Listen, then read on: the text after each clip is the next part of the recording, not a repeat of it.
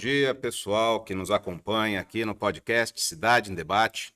Rogério Nubor, mais uma vez com vocês, ainda aqui em Campinas, na Unicamp, mais especificamente na Facamp. Nós estamos cobrindo hoje aqui o Fórum Brasil de Gestão Ambiental. Já entrevistamos algumas pessoas e está conosco aqui agora o Christian Vosgrau em nossa bancada. Christian, bom dia, bem-vindo. Bom dia, muito obrigado por receber a gente aqui. Christian, vamos falar um pouco quem é o Christian, né? O Christian, ele é o fundador e CEO da Carbon Exchange. Fala um pouco sobre a tua questão profissional, Christian, e o que te motivou a estar participando hoje aqui do Fórum Brasil. Tá perfeito. Na verdade, a Carbon Exchange, ela vem hoje como um projeto de vida, né, com muito propósito. Então, a gente montou a empresa pautado em muito planejamento.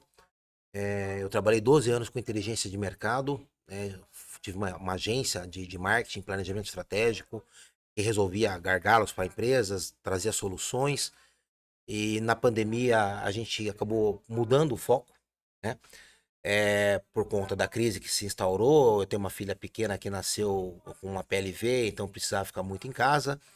E aí, depois disso, eu comecei a pensar numa outra forma, né, de, de, de trabalhar no planeta, realmente com um propósito bem definido. Como eu tenho uma formação como biólogo aqui pela Unicamp, após em economia aqui pela Unicamp também, acabei me especializando na área de inteligência de mercado. Eu comecei a entender o seguinte, que tem muita gente no palco hoje da área ESG, políticos, empresários e entre outras pessoas que estão lá só para aparecer, para fazer seu marketing pessoal. E de fato, assim, falta muita seriedade. Então a gente pensou em montar uma empresa bastante consistente. Eu passei 1 ano e meio fazendo o business plan da empresa. E a gente, assim, desde o início a gente teve uma ideia, posicionou a empresa né, de forma singular, porque é uma empresa que eu estudei muito o mercado para poder não ser repetitivo. Por exemplo, tinham 800 startups trabalhando com plantio de semente. Então, assim, eu vou ser mais um na fila do pão. Aliás, no Brasil não tem nem semente suficiente para se reflorestar toda a mata que está sendo devastada nos últimos 30, 40 anos, onde o negócio é muito intenso. Então eu fiz todo um estudo de mercado, e aí, fazendo esse estudo de mercado, eu acabei criando uma empresa que tem como base aí a detecção de incêndio, né? A prevenção de incêndio em florestas com transmissão de dados de 30 em 30 segundos, comunicando diversas cidades vizinhas para que o incêndio possa ser apagado rapidamente, porque nenhum incêndio começa grande, né? O incêndio ele começa devagar. O problema é a demora para se identificar o incêndio e para agir. Para agir, exatamente. E aí a gente desenvolveu um software e a gente começou a testar as soluções, né, fez a prova de conceito, fiz o lançamento da empresa ano passado, totalmente baseado em compliance, com muita seriedade em tudo que a gente faz.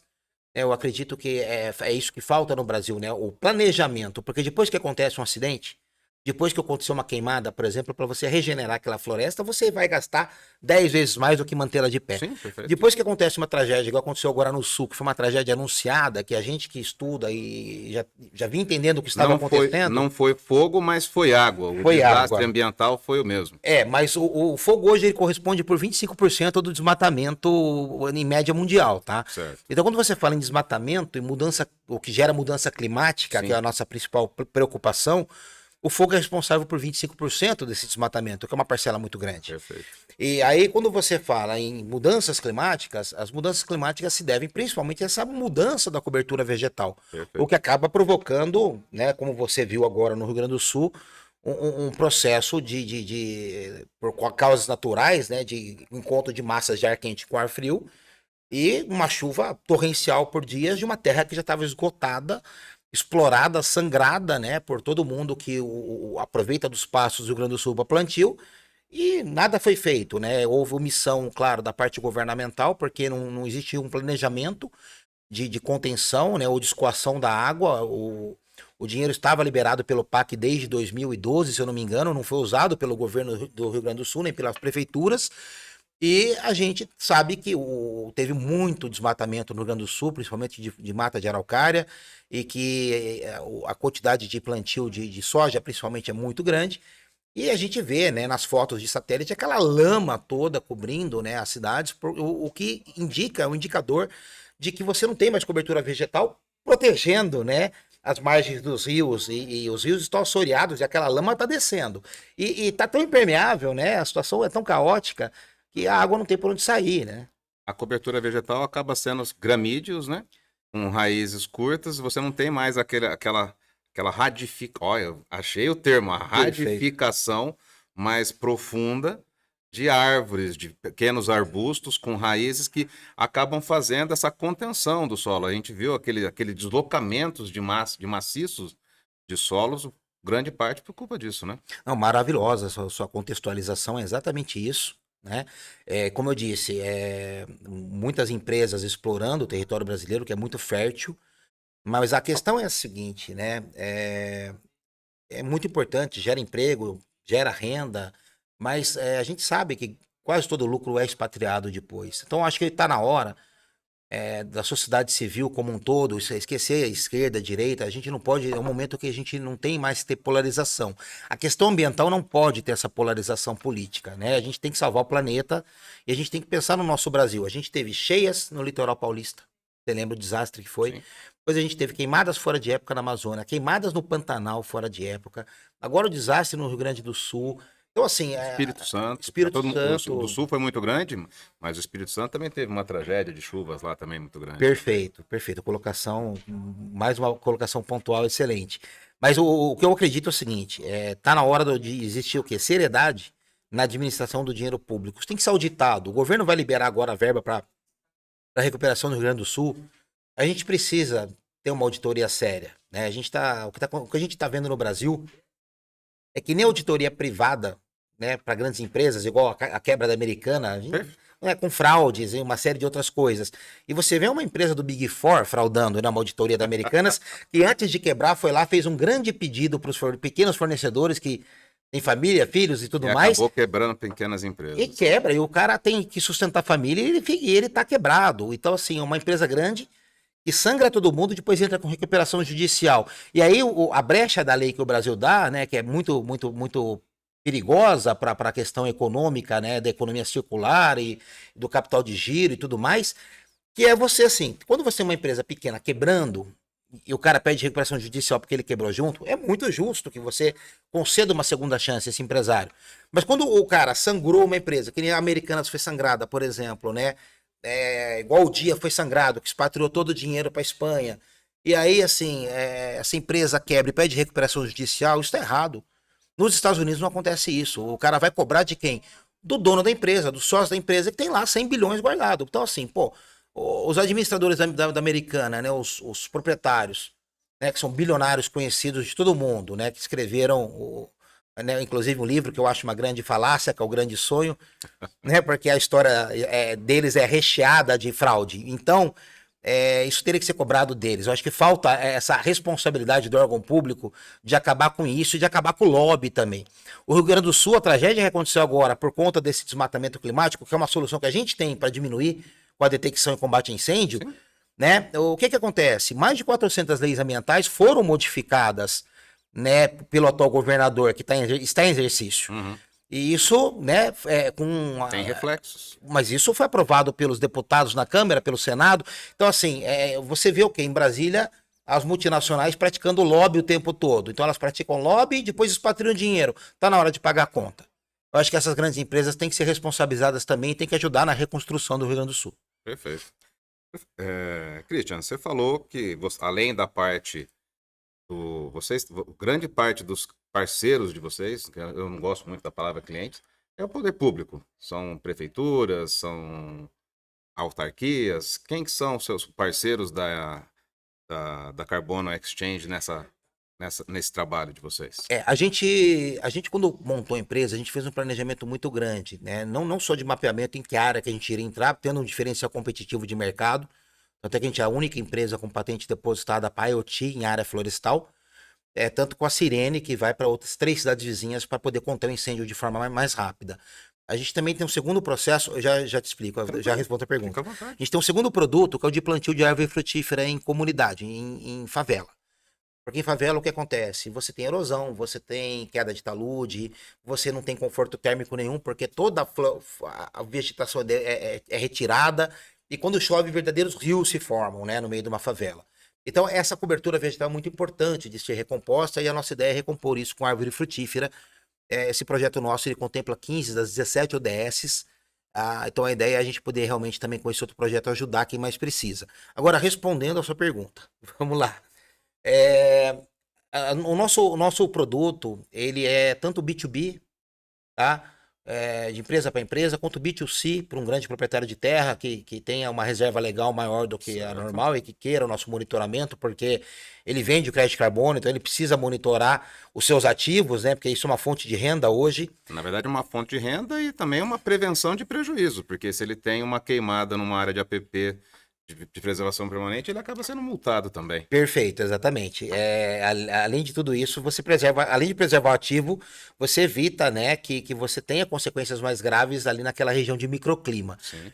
E o governo, obviamente, a gente preparou uma equipe de especialistas já vem trabalhando com licitação e captação de recursos por leis, né, governamentais, e a gente sabe que o BNDES hoje tem em caixa aí cerca de 9 bilhões de reais, até o final de 2030 vão chegar a mais 20 bilhões aí de doações que vêm de fora.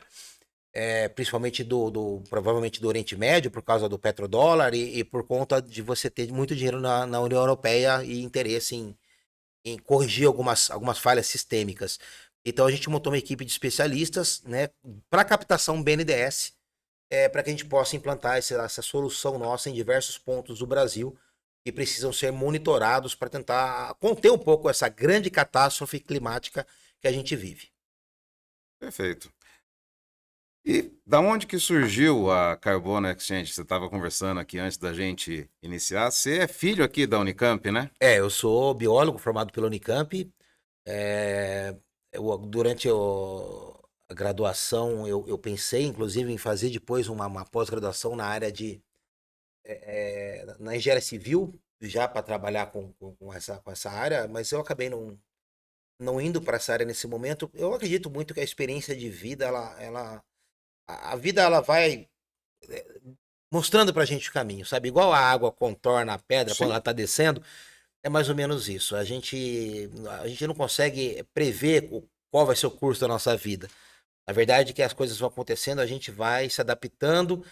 É claro que eu tenho uma formação muito boa, mas eu passei por grandes transformações na minha vida, né? E quando eu resolvi fechar a empresa pós-pandemia, que foi uma fase muito difícil pra gente, eu comecei a buscar uma maneira, né, de poder chegar, né, aí aos meus 40 e assim, aos meus 50 anos, é, realizando alguma coisa que tivesse realmente um propósito muito grande, mas que fosse uma coisa para deixar um legado. Eu acho que deixar um legado é Perfeito. interessante. Para criar minhas filhas, tentar criar minhas filhas e deixar para meus netos e para todas as pessoas, né, animais e plantas que vivem nesse mundo, alguma coisa de melhor. Perfeito.